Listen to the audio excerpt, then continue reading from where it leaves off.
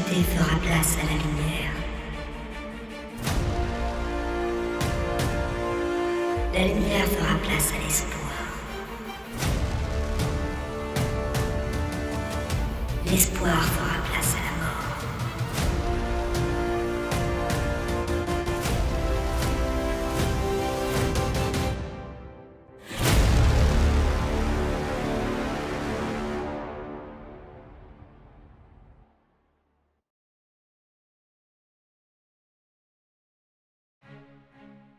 En tant que monde cardinal, Santarcus est le cœur du secteur Vénexian, et tous les Tarcusiens vivent au rythme des battements de ce cœur.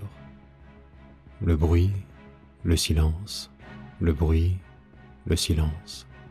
Le bruit des harangues professées par des tribuns exaltés, le silence des intrigues tissées par des ecclésiastiques arrivistes. Tantôt les deux s'alternent rapidement, et c'est alors le rythme pulsatoire de toute la population qui s'accélère.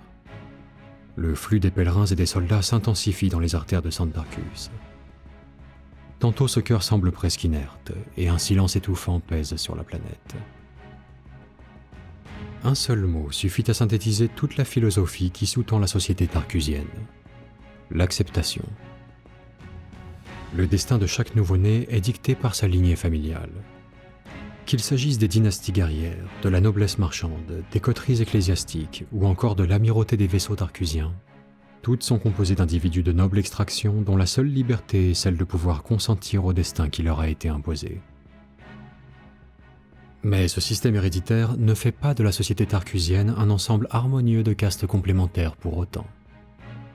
En effet, même si tous les citoyens se cantonnent au rôle qui leur est attribué, chacun cherche à se hisser plus haut dans les strates hiérarchiques de sa caste par tous les moyens. Même parmi les déshérités de ce monde, ceux que l'on a jugé bon de priver de tout destin, on en trouve qui semblent rivaliser dans la misère.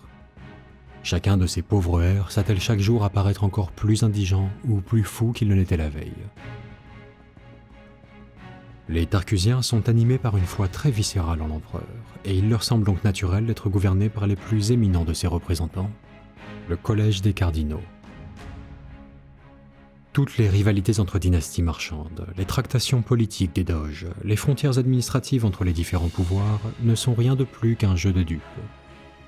En pratique, l'ecclésiarchie est souveraine. Toutes les autres institutions ne sont en fait que des ramifications de cette structure totalitaire. Cependant, malgré la toute-puissance accordée à l'archicardinal, il arrive régulièrement que la main du destin vienne redistribuer les cartes. Des guerres de religion entre zélotes fanatiques, des complots entre différentes factions de l'ecclésiarchie, des vendettas familiales entre maisons nobles qui dégénèrent en guerre civile. Ici, les révoltes paraissent aussi imprévisibles qu'inéluctables. On les considère comme des catastrophes naturelles en quelque sorte. C'est là qu'interviennent les forces de défense planétaires. Ces soldats, tous issus de la noblesse guerrière de Santarcus, excellent en combat urbain. Ils sont organisés en cohortes mobiles et disciplinées, soutenus par des sentinelles hétérox afin de briser les émeutes dans les ruelles étroites de Santarcus. En somme, ils sont devenus experts dans l'art de tuer leur propre peuple sur leur propre sol. Mais le combat qui les attend est d'une toute autre nature.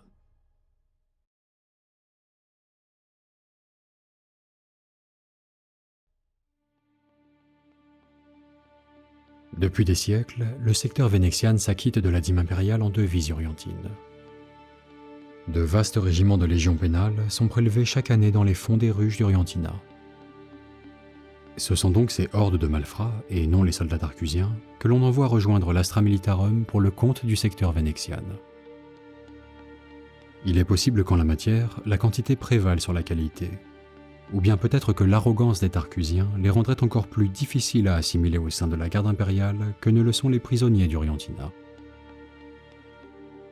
Même s'ils ignorent tout du destin des régiments orientins, les soldats des forces de défense planétaires, aussi fiers que naïfs, ont toujours déploré cet état de fait. Certes, ils peuvent se targuer d'être les seuls à avoir le droit de servir sur le sol sacré de Santarcus, mais leur orgueil ne saurait s'en satisfaire. Pour eux, les échos des lointaines campagnes menées par l'Astra Militarum ont toujours résonné comme un appel à l'aventure et une promesse de gloire. Mais lorsque fut lancée la croisade Fulminata, le Departamento Munitorum ordonna la levée d'un régiment au sein même des forces de Santarcus. Ce nouveau Militarum Regimentum devait servir d'avant-garde pour la croisade Fulminata. Fort de milliers d'hommes, il ouvrirait la voie vers le Nihilus, suivi par un flux continu de forces en provenance de tout l'Imperium. Les Tarcusiens devaient être les premiers à fouler le sol de monde que l'on pensait perdu depuis longtemps. Très rapidement, les soldats enthousiastes sélectionnés pour rejoindre le premier Tarcusien se surnommèrent eux-mêmes les Lions de Santarcus, par anticipation de leur haut fait d'armes à venir. La liesse qui s'était emparée d'eux était renforcée par les célébrations grandioses organisées sur leur planète. Mais les célébrations s'essoufflèrent progressivement et le régiment était toujours là. On attribua d'abord ces retards aux ordres de chevaliers tarcusiens qui n'en finissaient pas de réajuster leurs titres pour soir davantage aux compagnies blindées qu'il leur fallait former. Puis on blâma ensuite l'aristocratie militaire qui s'entredéchirait pour promouvoir ses meilleurs généraux. Mais même lorsque leurs virulentes tractations s'achevèrent, le régiment était toujours là. En réalité, ces extravagances typiquement tarcusiennes ne retardaient en rien le lancement de la croisade. Seul le Departamento Munitorum pouvait donner le signal aux Lions de Santarcus de s'élancer à la conquête des étoiles. Les années passèrent, la plupart des renforts de la croisade Fulminata arrivèrent dans le secteur Venexian, et le régiment était toujours là. L'aristocratie vaniteuse trépignait d'impatience d'envoyer ses fils cueillir la gloire dans cette campagne prometteuse. D'autant plus que le légat Rufus d'Amalzio, placé à la tête des Lions de Santarcus, présentait un rare équilibre de génie stratégique et de folie des grandeurs, si bien qu'on lui attribuait déjà l'étoffe d'un futur Macarius.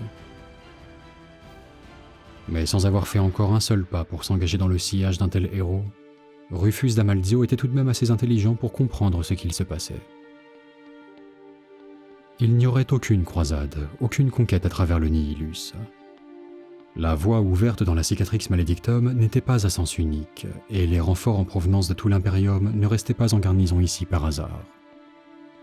Même s'il en ignorait la nature exacte, Rufus d'Amalzio savait qu'un danger terrible approchait.